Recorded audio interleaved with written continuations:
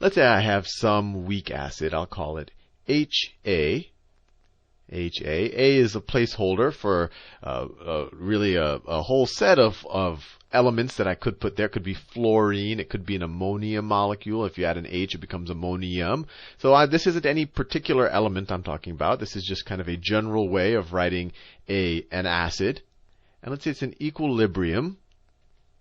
It's in equilibrium with, of course, and you've seen this multiple times, a proton, and all of this is in an aqueous solution, aqueous, between this proton jumping off of this and its conjugate base, A minus. And we could have also written a base equilibrium where we say the conjugate base could disassociate, or it could essentially grab a hydrogen from the water and create OH, and we've done that multiple times, but that's not the point of this video. So let's just think a little bit about what would happen to this equilibrium if we were to stress it in some way. And you can already imagine that I'm about to touch on Le Chatelier's principle, which essentially just says that, look, if you stress an equilibrium in any way, the equilibrium moves in such a way to relieve that stress. So let's say that the stress that I apply to this system, let's say that the stress that I apply is I'm going to add, let me do a different color. I'm going to add some strong base. That's too dark. I'm going to add some NaOH. And we know this is a strong base when you put it in an aqueous solution. The sodium part just kind of dissociates, but the more important thing, you have all this OH in the solution, which wants to grab hydrogens away. So when you add this OH to the solution, what's going to happen for every mole that you add, so for every, not even just mole, for every molecule you add of this into the solution, it's going to eat up a molecule of hydrogen, right? So for example, if you had 1 mole of hydrogen molecules in your solution, and you added 1 mole of sodium hydroxide to your solution, right when you do that, all of this is going to react with all of that, and the OHs are going to react with the H's. So just so and form water, and they'll both just kind of disappear into the solution. They didn't disappear, they all turned into water. And so all of this hydrogen will go away, or at least the hydrogen that was initially there, that 1 mole of hydrogens, will disappear. So what should happen to this reaction? Well, we know this is an equilibrium reaction. So as these hydrogens disappear, because this is an equilibrium reaction, or because this is a weak base, more of this is going to be converted, more of this is going to be converted into these two products to kind of make up for that loss of hydrogen. And you can even play with it on the mat. So this hydrogen goes down initially, and all of this equilibrium, then it starts getting to equilibrium very fast. But this is going to go down. This is going to go up.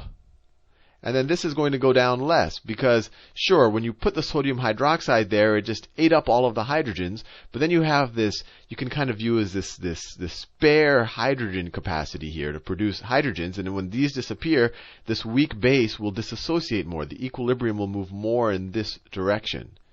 And then you'll have, so immediately this will eat all of that. But then when the equilibrium moves in that direction, a lot of the hydrogen will be replaced. So if you think about what's happening, if I just threw this sodium hydroxide in water, so if I just did NaOH in an aqueous solution, so that's just throwing it in water, that disassociates completely into the sodium cation and hydroxide anion. And so all of a sudden you would immediately increase the quantity of OHs by essentially the amount of the number of moles of sodium hydroxide you're adding, and you'd immediately increase the pH, right? Remember, when you increase the amount of OH, you would decrease the pOH, right? And that's just because it's the negative log. So if you increase OH, you're decreasing pOH, and you're increasing pH. And just to think, OH is, you're making it more basic, and a high pH is also very basic. If you have a mole of this, you end up with a pH of 14, and if you had a strong acid, not a strong base, you would end up with a pH of 0. And hopefully you're getting a little bit familiar with that concept right now, but If it confuses you, just play around with the logs a little bit, and you'll eventually get it. But just to get back to the point, if you just did this in water, you immediately get a super high pH because the OH concentration goes through the roof. But if you do it here, if you apply the sodium hydroxide to this solution, the solution that contains a weak acid and its conjugate base, the weak acid and its conjugate base, what happens? Sure, it immediately reacts with all of this hydrogen and eats it all up, but then you have this extra supply here that just keeps providing more and more hydrogens, and it'll make up a lot of the loss.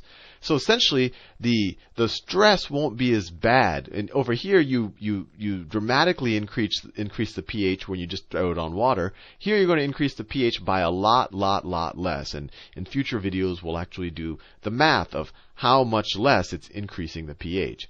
But the way you could think about it is this is kind of a shock absorber for pH. Even though you threw this strong base into this solution, it didn't increase the pH as much as you would have expected. And you could make it the other way. If I just wrote this exact same reaction as a basic reaction, and remember, this is the same thing. So if I just wrote this as A minus, so I just wrote its conjugate base is in equilibrium with the conjugate base grabbing some water from the surrounding aqueous solution. Everything we're dealing with right now is in an aqueous solution. And of course, that water that it grabbed from is now going to be an OH. Remember, these are just equivalent reactions. Here I'm writing it as an acidic reaction. Here I'm writing it as a basic reaction, but they're equivalent. Now, if you were to add a strong acid to this solution, what would happen? So if I were to throw hydrogen chloride into this, well, hydrogen chloride, if you just throw it into straight up water without this solution, it would completely dissociate into a bunch of hydrogens and a bunch of chlorine anions. And it would immediately make it very acidic. You would get to a very low pH. If you had a mole of this, if your concentration was 1 molar, then this will go to a pH of 0.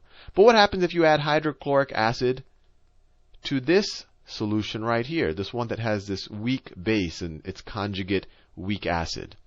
Well, all of these hydrogen protons that dissociate from the hydrochloric acid are all going to react with these OHs you have here. And they're just going to cancel each other out. They're just going to merge with these and turn into water and become part of the aqueous solution. So the OHs are going to go down initially, but then you have this reserve of weak base here. And Le Chatelier's principle tells us, look, if we have a stressor that is decreasing our overall concentration of OH, then the reaction is going to move in the direction that relieves that stress. So the reaction is going to go in that direction. So you're going to have more of our weak base turning into a weak acid and producing more OH. So the pH won't go down as much as you would expect if you just threw this in water. This is going to lower the pH, but then you have more OH that could be produced as this guy grabs more and more hydrogens from the water. So the way to think about it is it's kind of like a cushion or a spring in terms of what a strong acid or base could do to the solution. And that's why it's called a buffer. A buffer.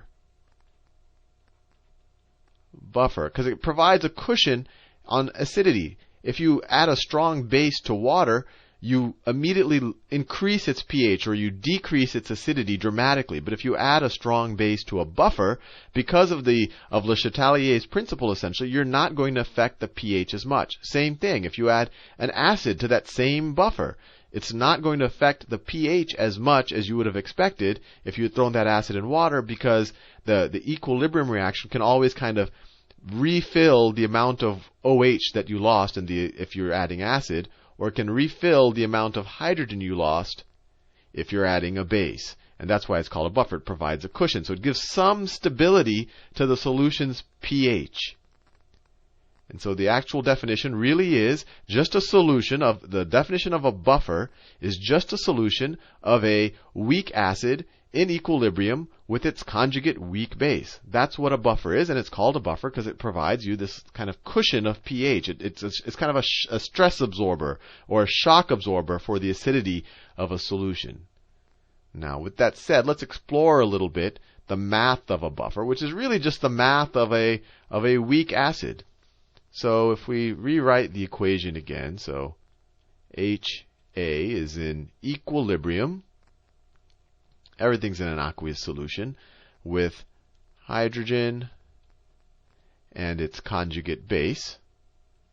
We know that there's an equilibrium constant for this. We've done many videos on that. The equilibrium constant here is equal to the concentration of our hydrogen proton times the concentration of our conjugate base. When I say concentration, I'm talking molarity, moles per liter, divided by the concentration of our weak acid.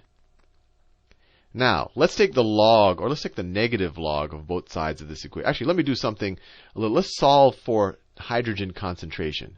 Because what I want to do is I want to figure out a formula, and we'll call it the Henderson-Hasselbach formula, which a lot of books want you to memorize, which I don't think you should. I think you should always just be able to go from this kind of basic assumption and get to it. But let's solve for the hydrogen so we can figure out a relationship between pH and all the other stuff that's in this formula. So, if we want to solve for hydrogen, we can multiply both sides by the reciprocal of this right here, and you get hydrogen concentration, and I'm flipping, well, let me just do Ka times, I'm multiplying both sides times the reciprocal of that, so times the concentration of our weak acid divided by the concentration of our weak base is equal to our concentration of our hydrogen. Fair enough. Now, let's take the negative log of both sides. So, the negative log, let me do that, negative log of all of that stuff, of your acidic equilibrium constant, times, make sure, let me see, what green was I using, times HA, our weak acid, divided by our weak base, is equal to the negative log of our hydrogen concentration, which is just our pH, right? Negative log of hydrogen concentration that's the definition of pH. And I'll write the P and the H in different colors. So you know that P just means negative log, minus log. That's all at base 10. Let's see if we can simplify this anymore. So our logarithmic properties, we know that when you take the log of something and you multiply it, that's the same thing as taking the log of this plus the log of that. So this can be simplified to minus log of our Ka minus the log of our weak acid concentration divided by its conjugate base concentration is equal to the pH. Now this is just the pKa of our weak acid, which is just the negative log of its equilibrium constant. So this is just the pKa. And the minus log of HA over A, what we can do is we could make this a plus and just take this to the minus 1 power, right? That's just another logarithm property, and you can review the logarithm videos if that confused you. And this to the minus 1 power just means invert this. So we could say plus the logarithm of our conjugate base concentration divided by the weak acid concentration is equal to the pH. And this right here, this is called the Henderson-Hasselbach equation. Henderson-Hasselbach. And I really encourage you not to memorize it.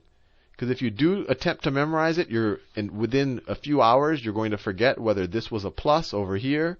You're going to forget this, and you're going to forget whether you put the A minus or the HA on the numerator or the denominator. And if you forget that, it's fatal. The better thing is to just start from your base assumptions. And if you weren't, and trust me, it took me a couple minutes to do it, but if you just do it really fast on paper and you don't have to talk it through the way I did, it'll take you no time at all to come to this equation. It's much better than memorizing it, and you won't forget it when you're 30 years old. But what's useful about this? Well, it immediately relates pH to our pKa, and this is a constant, right, for an equilibrium, plus the log of the ratios between the acid and the conjugate base. So, the more conjugate base I have and the less acid I have, the more my pH is going to increase, right? If this goes up and this is going down, my pH is going to increase, which makes sense because I have more base in the solution. And if I have the inverse of that, my pH is going to decrease.